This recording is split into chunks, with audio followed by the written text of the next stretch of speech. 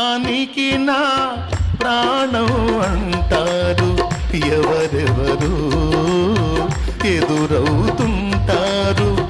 ప్రాణానికి నా ప్రాణం అంటారు. కష్టాలలో వారు కదిలిపోతారు. కష్టాలలో వారు కదిలిపోతారు. కరుణగల యేసు నాతో ఉంటాడు. కరుణగల యేసు నాతో ఉంటాడు. ఎవరికి ఎవరు ఈ లోకంలో చివరికి